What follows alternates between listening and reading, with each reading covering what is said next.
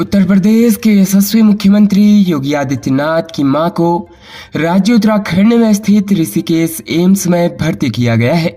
उन्हें geriatric ward में चिकित्सकों की देखरेख में रखा गया है। एम्स प्रशासन का कहना है कि वृद्धावस्था में होने वाली दिक्कतों के चलते उन्हें रूटीन चेकअप के लिए भर्ती किया गया है।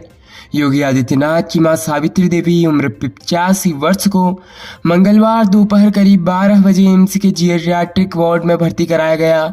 एम्स प्रशासन का कहना है कि अधिक उम्र में होने वाली समस्याओं के चलते रूटीन चेकअप के लिए सावित्री देवी यहां पहुंची है। मंगलवार को विभिन्न विभागों के चिकित्सकों ने उनके स्वास्थ्य की जांच करी। बताया जा रहा है कि योगी की बहन शशि पयाल भी मां को देखने आई थी। सीएम के परिवार को मिलने वाली सुरक्षा व्यवस्था के तहत तैनात पुलिसकर्मी भी ऋषिकेश एम्स में मौजूद हैं।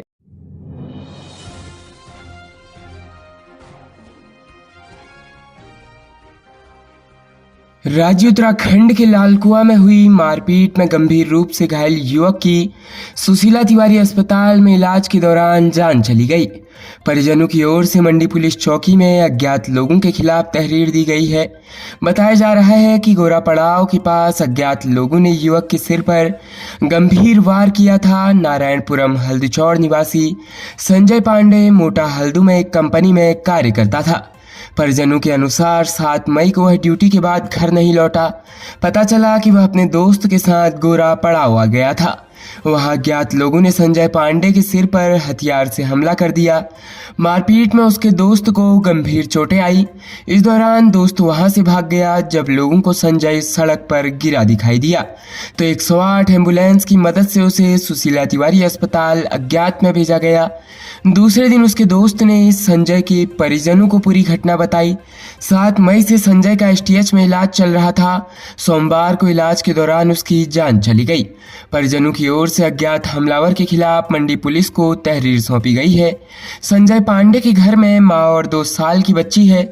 उसकी मृत्यु के बाद आज उसकी पत्नी भी लंबे समय बाद उसके घर में पहुंची है।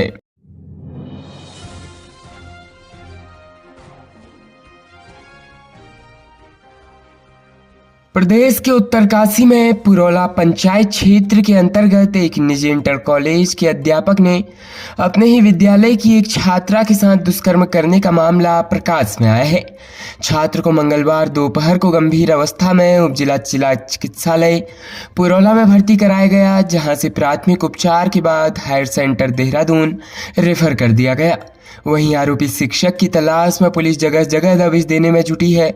मामला नगर पंचायत पुरौला के अंतर्गत एक निजी इंटर कॉलेज का है, जहां गुरुजी ने अपने ही विद्यालय की 10वीं कक्षा की एक नाबालिग छात्रा को सोमवार सायं अपने कमरे में बुलाकर हवस का शिकार बना दिया।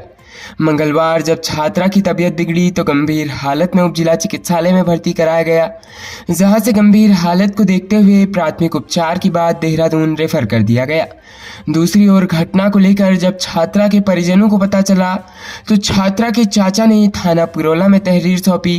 तहरीर में आरोप लगाया कि छात्रा मोरी की ही रहने वाली है, जो काफी समय से पुरौला में दादी के साथ रहकर कक्षा 10वीं में अध्ययन करती है। आरोप है कि आरोपी अध्यापक ने सोमवार सायं को छात्रा को अपने कमरे में बुलाकर उसके साथ दुष्कर्म किया।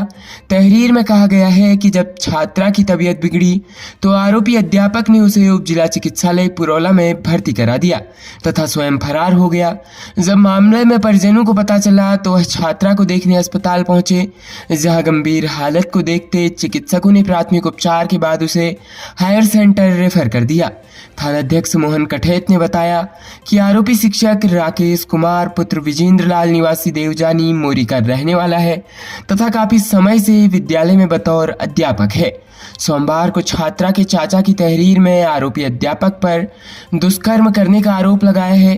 तहरीर के आधार पर मुकदमा दर्ज कर दिया गया है। मेडिकल रिपोर्ट आने के बाद आगे की कार्रवाई की जाएगी।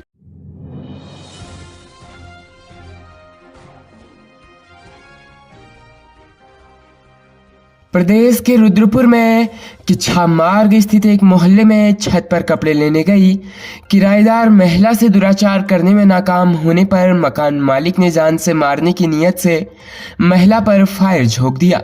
जिसमें महिला की जान बच गई।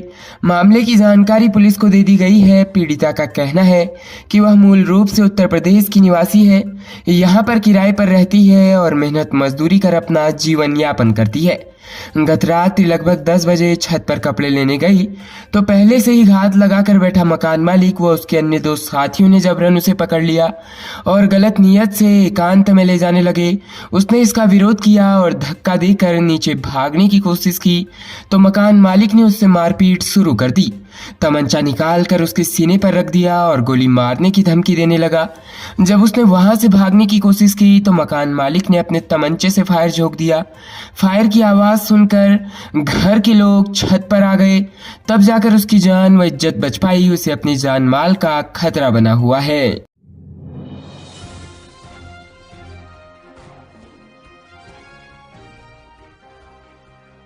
राज्य उत्तराखंड के रुद्रपुर में फर्म स्वामी के साथ गुड़गांव गए गल्ला मंडी की एक आड़त में मुनीम का कार्य करने वाले व्यक्ति की गुड़गांव में संदिग्ध परिस्थितियों में जान चली गई।